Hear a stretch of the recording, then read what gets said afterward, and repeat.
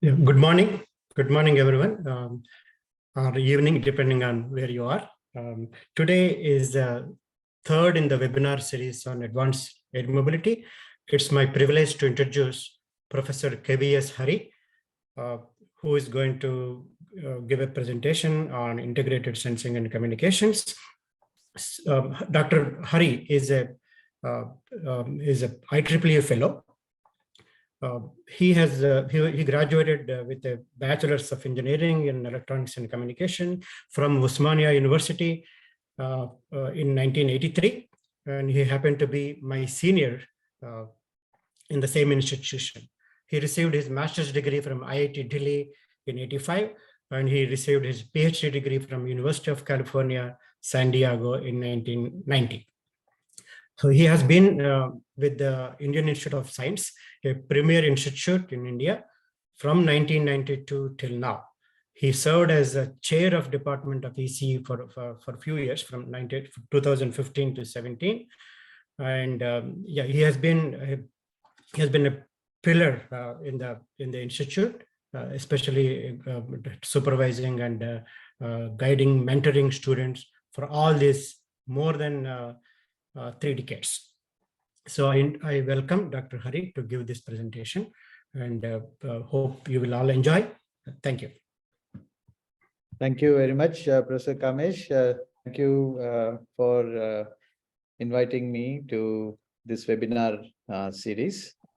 So I would like to acknowledge the IEEE Vehicular Technology Society for their sponsorship of the webinar series on advanced air mobility. So the topic of my webinar would be joint sensing and communications, and it is also known as integrated sensing and communication. So I will be using these terms interchangeably. I'm a faculty in the EC department at ISAC. So let's start by doing a quick recap of what has happened in this webinar series. So in the first webinar, which Professor KVS had presented, he did touch upon some important points. He looked at US to US communications and presented some key points like the requirement for collision avoidance, airborne separation, airborne rerouting, and looking at air corridors. Now, the bottom picture would sort of, all these slides are, or these pictures are borrowed from his presentation, is to detect and avoid collision, as you can see in the bottom part of this slide. So therefore, in order to ensure that we detect and avoid, we need to sense, right? And therefore, it is very important for us to consider this part of, or this aspect of sensing and communication to implement the air corridors, for example. In the next seminar by Professor Zhang, there were many topics and there were suggestions, directions for future work, which included UAV sensing and communication integrated design and AI for UAV communication networking, among many other points, as you can see. This is a slide, again, borrowed from Professor Zhang's presentation. So in a sense that we are sort of continuing the thread, which was started from the first seminar, continued to the second webinar. And hopefully we will try and cover as many aspects of this part of sensing and communication in this webinar. There has been a talk of 6G, which is beyond 5G. And there is a huge need for the next generation wireless networks, which demand high quality wireless connectivity to have robust sensing capability. So sensing will play a very significant role than before. And since we all know that spectrum is scarce, effective utilization of spectrum by sharing this spectrum with multiple tasks is critical. So therefore, the close cooperation of the communication and sensing functions can help improve the utilization of spectrum and therefore increase or improve the efficiency of spectrum usage, reduction of device size, cost, and power consumption, and hopefully improve the performance of both functions, that is sensing and communications. So 6G is sort of looking at this possibility in a big way, and a lot of academic research is possible to achieve this. There has been many suggestions of different architectures, and this slide, most of my slides will have the reference from where I have borrowed some information at the bottom of the slide. So you later on you can have a look at these papers in greater detail.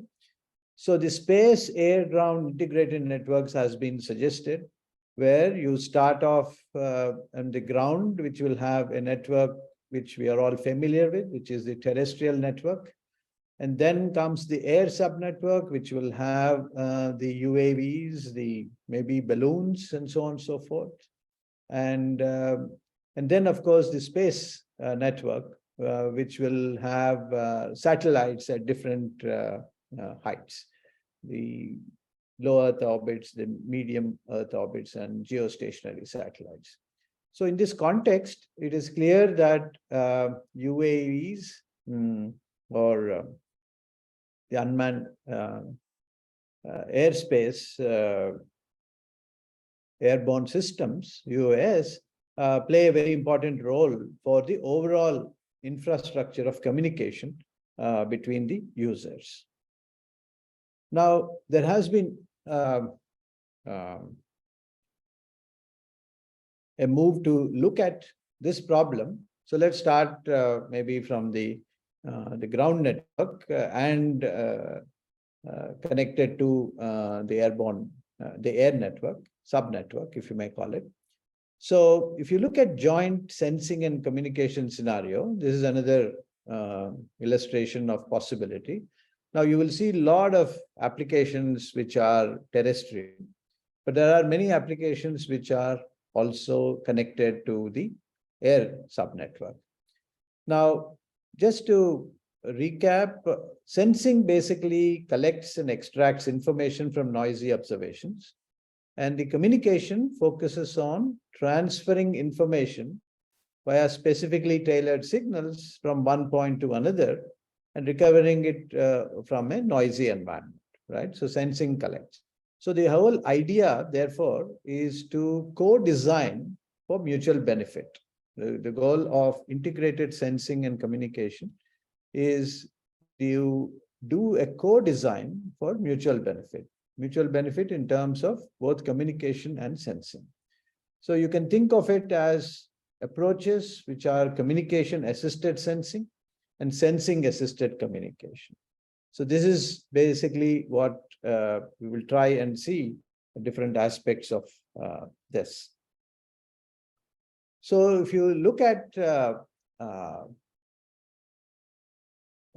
application scenarios for UAV-enabled integrated sensing, this is from a very recent publication, which was published last month, is this picture which provides us with a certain scenario.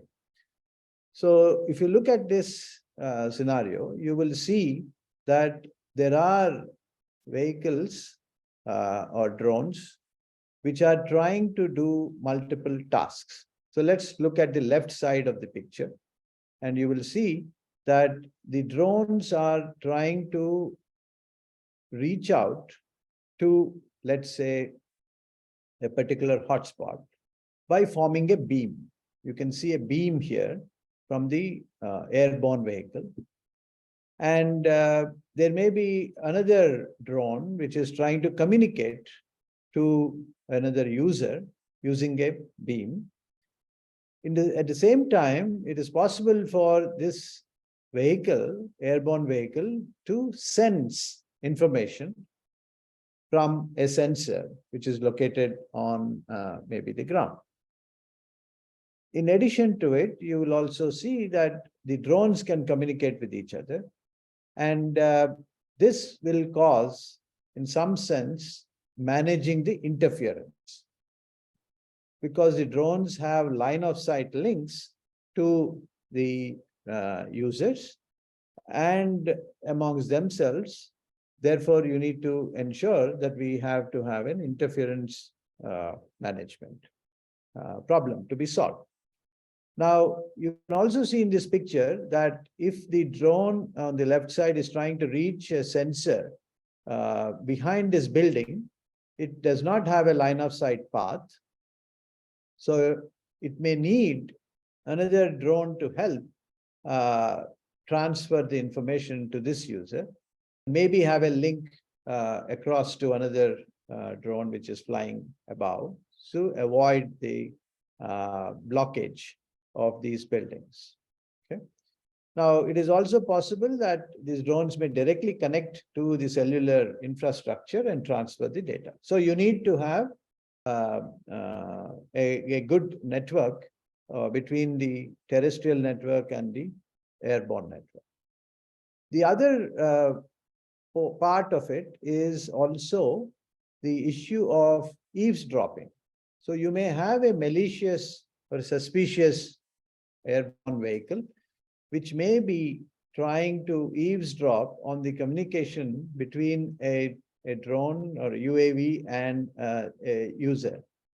So we need to understand and see whether we can detect and monitor these suspicious UAV targets.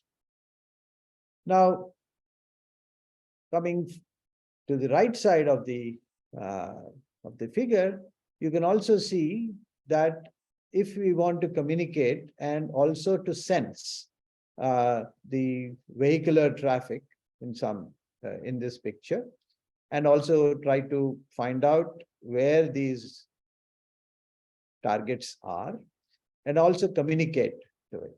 So it is, in some sense, a network of drones which have to cooperate amongst themselves in order to exchange information about the position of each of these targets and then have a better communication link. So the idea here is that if a drone is trying to sense the location of the target, it means that it can do a transmission of a known signal. Using the principle of radar, it will receive the signal and estimate the position of this target. And that will help the drone to form a very narrow beam to communicate in the next, whatever information the drone wishes to communicate. Similarly, the target themselves may want to communicate and so on.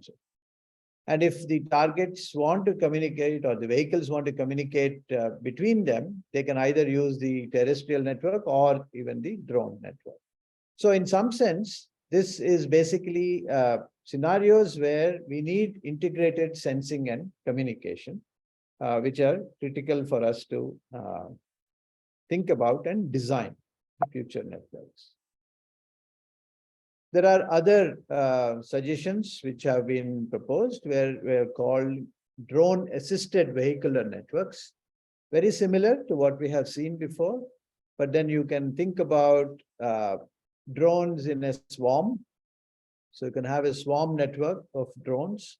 They may be connected with a satellite, and then in turn, they get connected to different terrestrial targets. On the right side, you can see a drone-assisted vehicle-to-vehicle scenario where you would like to use the drone as a relay for the vehicles to communicate. And the bottom, you can see the drone-assisted vehicle to infrastructure. So the vehicle wants to communicate with infrastructure, but may be unable to communicate with a terrestrial or a cellular base station, and the drone can help. With all this, the key issue, therefore, is that we need to understand how to sense and how to communicate, and use them jointly so that you can have an optimized system design. Okay.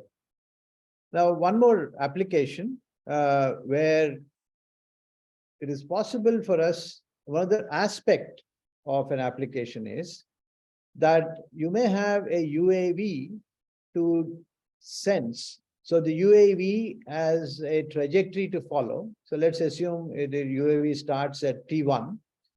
It senses the information from a sensor on the ground and then goes along a path to another point and maybe dumps the information which the sensor collects. The sensor is trying to transfer to the base station, and then moves to the next location of a sensor, collects the information of the sensing data, and then again traverses a trajectory which will then dump the information to the base station, and so on and so forth. So there are two phases of this. So UAV sensing, it first moves to a location that is suitable for sensing. So that means it is also needs to know its own position relative to the sensor and able to receive the signal.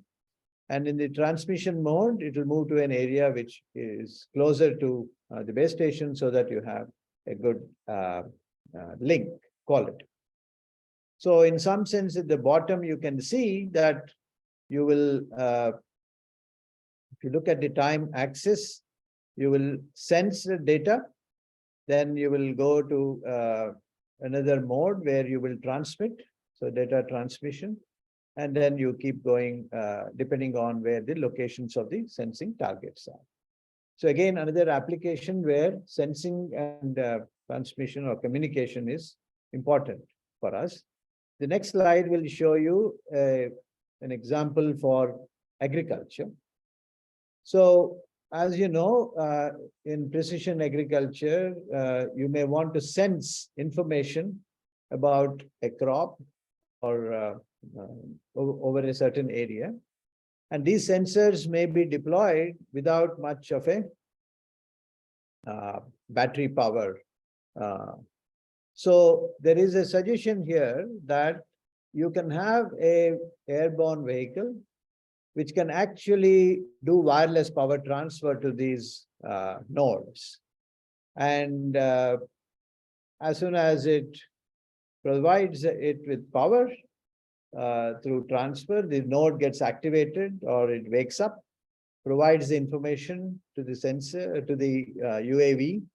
So the UAV collects information from a bunch of sensors and then moves to the next group of sensors it has to do. Again, there has to be an optimal trajectory design for the UAV to navigate an efficient path so that it can cover all the sensors and also ensure that it is able to communicate well with whatever destination base station it has to communicate.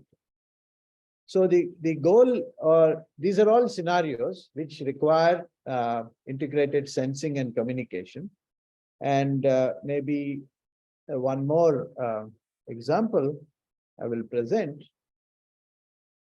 is remote sensing. Now, we're all familiar that synthetic aperture radar systems are basically systems which are carried by aerial platforms, and they use either the chirp or OFDM waveforms, and they sense what is happening on the ground remotely. Now, people have tried to embed communication data so that they can broadcast information, low-speed data streams to the nodes or to the area which they are remotely sensing. Again, the need for using integrated sensing and communication is there for this application also. It is possible that you can think of having a communication link or a disaster scenario where there's an emergency communication that is required. Apart from monitoring and sensing what is happening on the ground, you may also provide an emergency communication link so that you can address the needs of the users. Now, a swarm of drones, etc., can also be used. So in some sense, in a summary, this is trying to present to you certain use cases or scenarios where you require remote sensing and communication. And since these two activities are usually done separately, the goal now is to see whether they can use the common resources available so that we can efficiently use the resources. Okay, now that we have understood in some sense maybe a need for looking at these applications, this also means that we may require a radio link, which is mobile, right? So the Flying Radio Access Network, or FRAN, will provide wireless connectivity to ground users by using aerial base stations that are mounted on UAVs or balloons. And then you can imagine a situation where the UAV has to position itself in such a way that it can cover a certain user who is blocked by a building and trying to connect to a terrestrial base station. But the UAV will position itself to find out an optimal location and use that information, position information, both of the user as well as itself, to provide an alternate path, which is a higher throughput link than compared to a blocked user.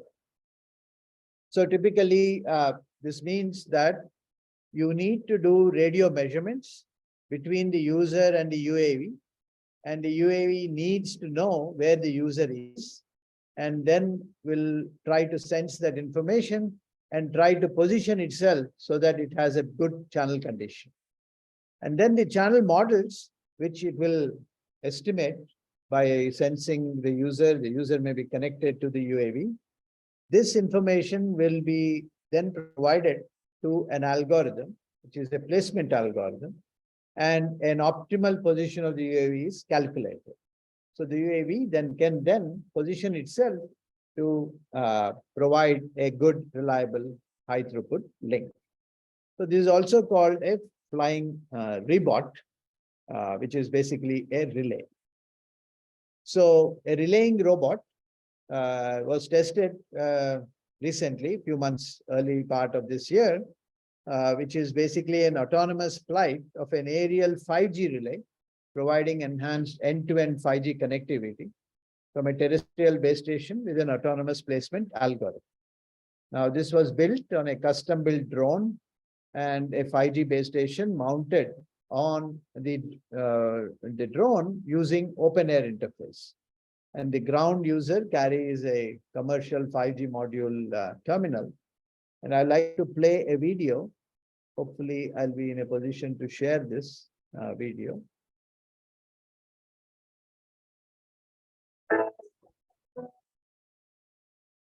Let's see if I can.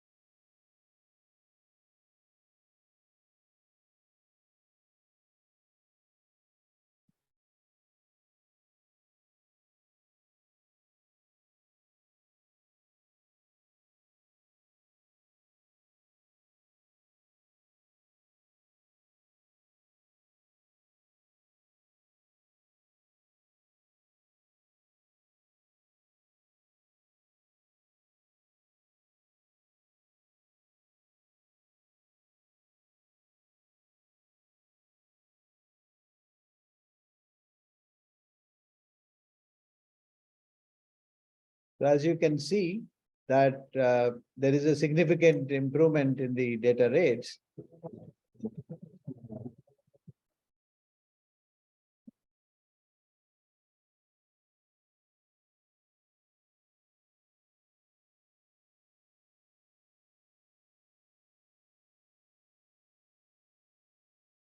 So let me go back to. If I told you I can give you an intern, you can work 24/7 without a break, and that too.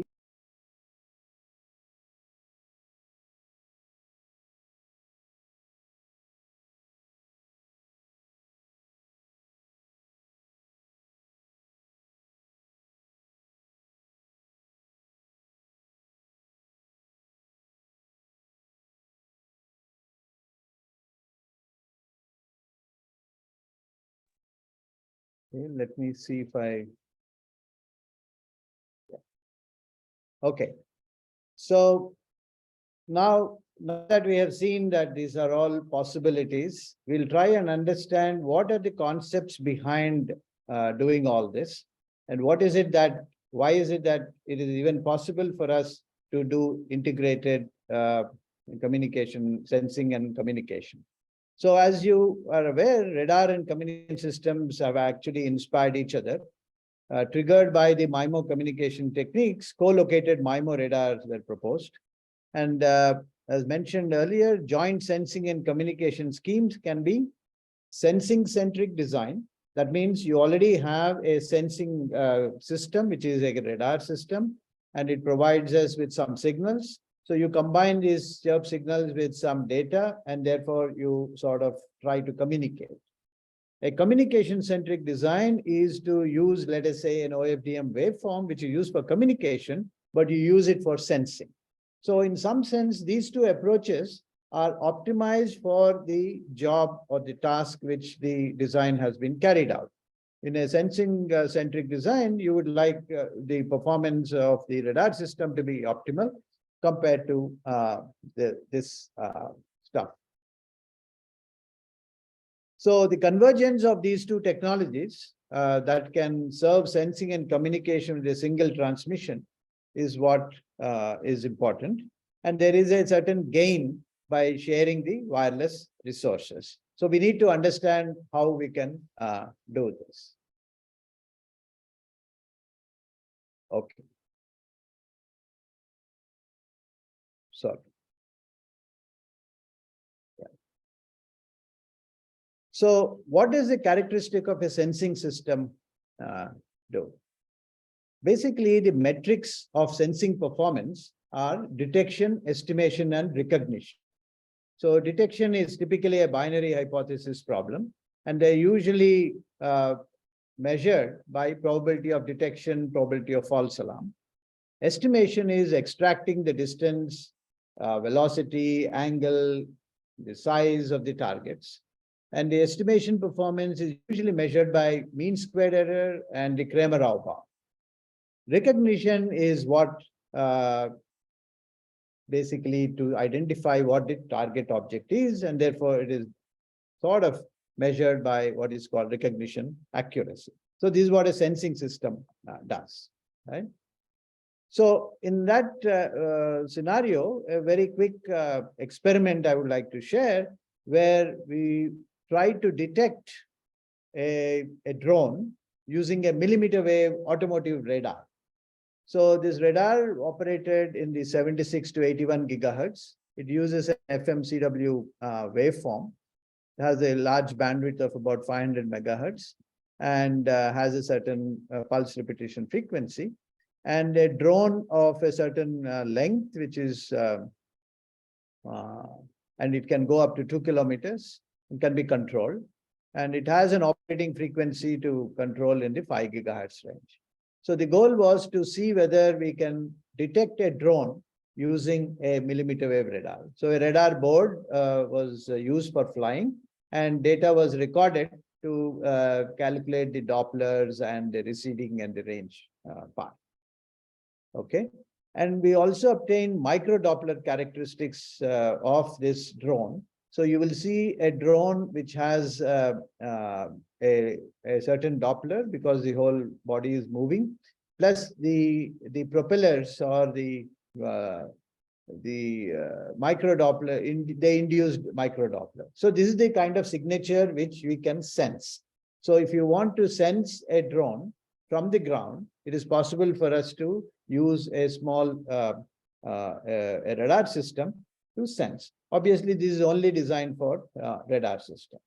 Now, the other aspect of sensing and communication is also to find out if you can distinguish drones from, let's say, birds. If you want to know, you want to distinguish between birds and drones, then the birds have a certain micro Doppler signature and the drones have a certain micro Doppler signature. And one can sort of look at the micro Doppler signature and separate them using some machine learning algorithm with a simple classifier, like what has been done. So now, what is the characteristics of a communication system, right? So what does a communication system do? It is basically has to efficiently and reliably transfer the information from one point to the other, right? So spectral efficiency, energy efficiency, capacity, channel capacity, coverage, how many users are served, these are the metrics of a communication system. And reliability is ability of the communication system to ensure that you transfer all this information correctly, right? So outage probability, BER, symbol error rate, etc., are characteristics of communication systems.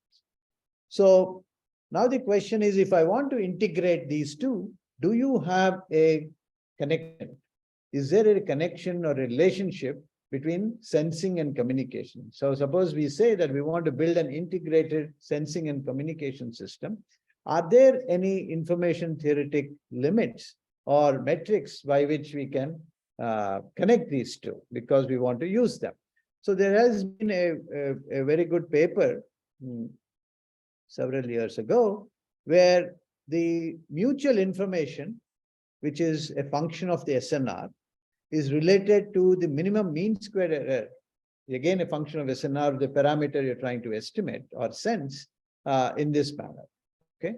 What it says is the derivative of the mutual information with respect to the SNR is equal to half of the MMSE, of course, with some assumptions which were made to derive this result, but is trying to sort of indicate to us that it is possible for us to understand the connection between communication and sensing when we want to integrate these things so that we can have an optimized version of design. So the co-design aspect is important. So there is information which is a function of SNR, and the SNR also dictates the MMSE in terms of the estimation accuracy.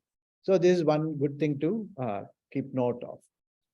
Now, what exactly do we mean when we have a mechanism of sensing and communication? So when you say sensing, we are assuming that you have a target, which is whose range is being estimated, whose Doppler is being estimated, or the velocity is being estimated, and the direction from which the or the location at which the target is. So if you think of a sort of a cell, a unit cell, which has the dimension of the minimum range gate, as we call it, and you have a Doppler gate, which is so one cell will, in this diagram on the left side, basically gives you the location of or the presence of a target or an absence of a target within one cell, which is in this three-dimensional space or three-dimensional volume characterized by range, Doppler, velocity, and direction. So one can think of a capacity metric of a sensing and communication system. The bottom one is basically the use of symbols, antennas, and the carriers. That is, you use multiple frequency carriers, maybe let's say OFDM, which will provide you access to sending information. You use them in symbols, that is in time slots, so you have symbols. And then depending on the antennas, you can form a beam towards a particular location. So a communication system also can be characterized as if it belongs to a cell in this structure. So each resolution can be considered as a binary information storage unit, each resolution unit. And if you sort of compute how many resolution units are there, we can think of as a capacity of sensing as a logarithm of the number of units, and this number of units will be proportional to the number of cells in each of these dimensions which you are estimating or measuring. So you can have sort of the maximum range divided by range resolution, the 2 pi divided by the angle resolution in radians, the pulse repetition frequency for getting us the Doppler information. And all of these will be connected to the bandwidth we use, the dwell time, and the number of antennas. So in some sense, there is a connection between sensing and communication, and you may want to do a trade-off depending on which part, which system specifications you would like to design for, or jointly to them. So very quickly, for those who may be not aware of what is an OFDM, I thought I'll quickly recap. If you want to combine these two systems, let's consider an OFDM system. So in the time domain, if you use 2 carriers, the time domain signal will look like this, and in the frequency, you will see 2 frequency carriers.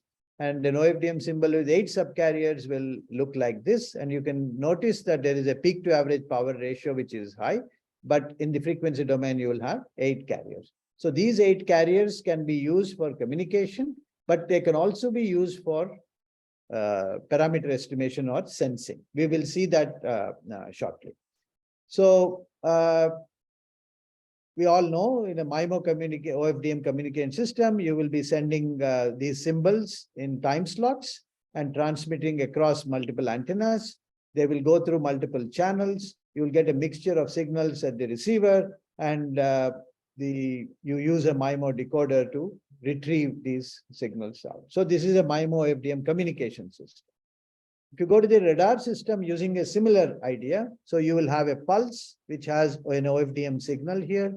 You transmit it across along with multiple antennas. These antennas are spaced, let's say, small d meters away, and you have a target which is moving at a velocity v.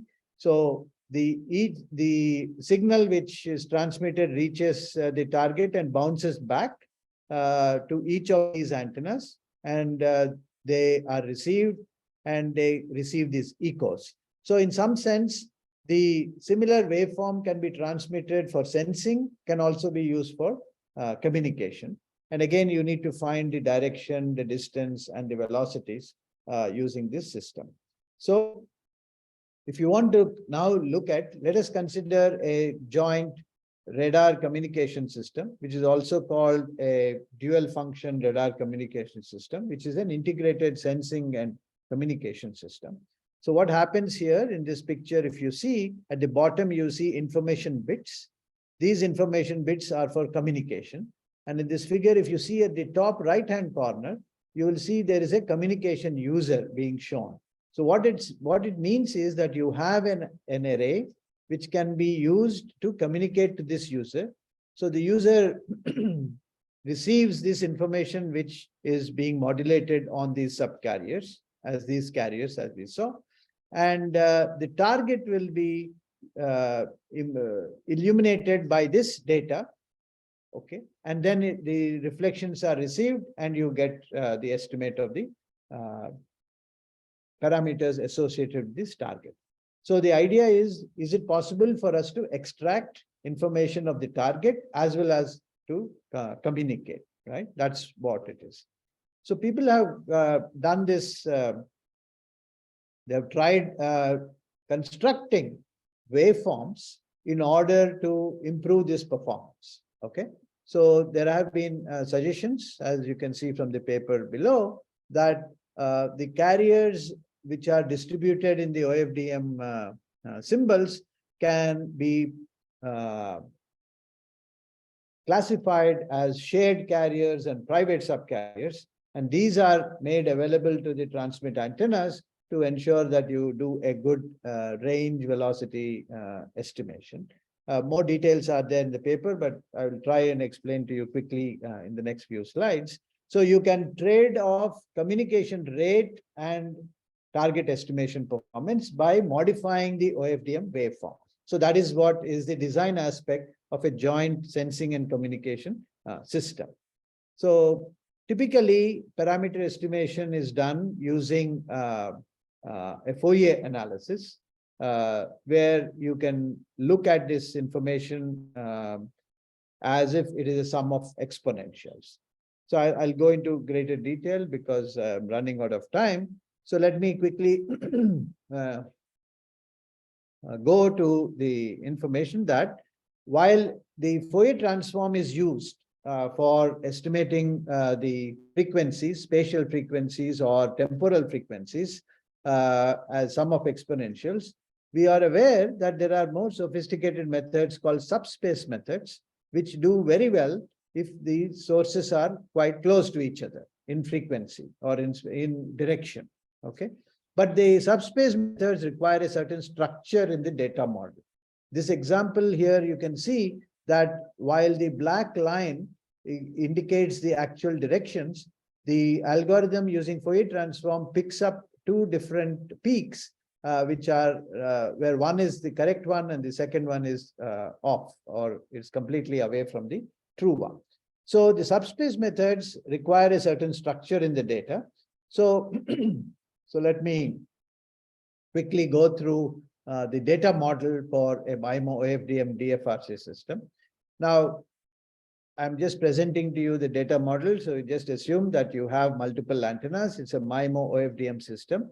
And one can write the equation for the signal which is received at the jth subcarrier, the youth time slot, and the mth antenna. And for a transmitted signal, which is denoted by S, which is again transmitted on the jth subcarrier, youth time slot or a symbol, and Lth antenna. So this is the symbol which is transmitted, and this Y is the received signal. Now what you can see here is these are having functions of based on exponentials. Okay. Now you will see that these exponentials have these parameters of interest. Theta k is the direction, dk is the range, and fkd is the Doppler frequency of the kth target. And you have capital K targets in this. So with this data model, am I in a position to estimate these symbols so that I can receive them at the communication receiver? And can I estimate these theta, dk, and fk for the sensing part, right? So this is basically what is the problem which you can formulate. So you can look at it that each of these are forms of exponentials. So it's sort of inducing a phase shift in this expression, right? So you have this whole expression, and this is a sort of like a phase shift to the signal of YG1. So just keep that in mind that this is a phase shift. Similarly, there is a phase shift related to the Doppler, and there is a phase shift related to the direction. Okay. So all these are basically trying to give us an indication that if I stack some of this information along a certain parameter, that is M or G or U, we will be in a position to create a structure which is used for estimating the range. Now, typically subspace methods have been used only for direction estimation, but this proposal is to use the subspace approach even for estimating the range and the velocity. Now, this is basically trying to rewrite whatever we have seen in that complicated expression in terms of compact notation. So the details are there in the paper, but we'll just give you a flavor of what is happening. So you have what is called an array steering vectors. And if you compute, if you want this to be used for the subspace approach, then we need to have a waveform design. The design is basically saying that you need to have a certain structure of what you transmit in order for us to use the subspace methods for the range. Now, it may affect the communication performance, but then you will be in a position to estimate these parameters much better compared to a Fourier transform. So this is the trade-off between signal sensing and communication when you do a joint estimation, joint design of a system. Similarly, so this is the range. You compute the covariance matrix using the subspace methods, and you use the well-known methods called music, root music, and SP to obtain the desired parameter. So you can estimate range using the subspace method. Similarly, for velocity, you rewrite these expressions in a certain way and make an assumption about the waveform design to send out information across the OFDM symbols, so which will allow you to again construct a covariance matrix which can be used for subspace methods to estimate velocity. Now, these are two different new approaches because they will improve your velocity estimate and the range estimate. And of course, you can use the estimated direction, which we all know that. So in some sense, a quick simulation result, if you use L transmit antennas and you have M transmit receive antennas, which typically in a radar system, L equals M, okay? And let's assume that they are separated by distance D, and you have capital K targets, and you have theta K, dk, and so on and so forth. And if you run this simulation for a certain velocity values, now you can use multiple methods. So I'll just quickly go through this results. There are many variants of the methods which you can use using the Fourier transform. This method, the last one, if you see here, this is the point in that volume. So one axis is range, the other axis is in DOA, and the other axis in velocity. So a point in this three-dimensional figure indicates the velocity of the target, the range at which the target is, and the angle at which it is there. So the star, the solid star, is the true value. If I use the Fourier transform method, you can see that the red crosses and the purple points indicate that they do not coincide with the black stars, which are the actual locations. But if you look at the subspace method, the first one on the top one, you will see that these subspace approaches will give you very good performance, and you can estimate this very accurately. And these are variants where you can use a subspace method for one parameter and Fourier transform some other parameter, and so on and so forth, and you can see that they are not robust. So this is basically to say that you can do joint sensing and communication. If you do proper waveform design, you can control the performance of that. And the summary, therefore, is that we need to share the spectrum and hardware, which is critical for efficient use of resources, and estimating the position and other relevant parameters is very critical for joint sensing and communication networks. Now, there are several open problems which can be addressed. Correlation model between the sensing and communication channels for sensing assisted communication design is important for us to investigate. How do we describe the coordination mean? How do we describe quantitatively? So measures have to be developed. What is the protocol design for unified waveforms or beams? How do you combine the sensing and communication part? How do we do joint resource allocation? How do we design waveforms? How do we do trajectory design, right? And how do we do interference management? Cooperative ISAC. All these are open problems to be addressed. I thank you. I will stop here, and would like to again acknowledge VTS. And for more information, you can please follow the links shown here. Yeah, thank you, Hari. It's a wonderful and informative presentation. Not only that it connected well with the previous presentations, but also highlighted the high-level problems at the high level, as well as some finer details for the students or any professional who is going to work in this area. There is room for a few questions. If anybody wants to ask, they can type in the chat and I will relate to Professor Hari. But in the meantime, there is one. I'm going to relate to Hari just to make sure that you don't have to look around. But please feel free to look at the chat. I believe about the micro Doppler signature for separating birds and drones, how good the concept is in segregating fixed wing drones with birds. Is there a way to simulate such experiments? This is from Srijit Vaidyanathan Nair. Thank you for the question. Yeah, good question. So typically what happens is that there is a bird model, because the birds have wingspans and they have a flapping frequency. So the nature of flapping is different from a drone with, let's say, a quadcopter, which has small micro propellers, right?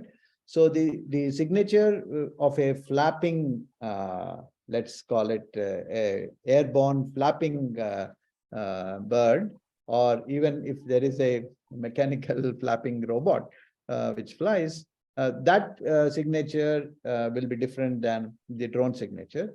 And there are bird models and there are drone models. So one can do simulations using the bird model and the drone model and apply your classifiers to separate these two. Hope I have answered your question. Wonderful. Yeah, so I think we will stop here. And please feel free to watch the video as well as the presentation that will be posted on the website. And please mark the calendar for the next month's presentation. It's generally on first Monday of every month. And thank you again for the presenter, for Professor Hari, for giving us this giving us this wonderful presentation. And we look forward to seeing all of you again in the next month. Thank you very much.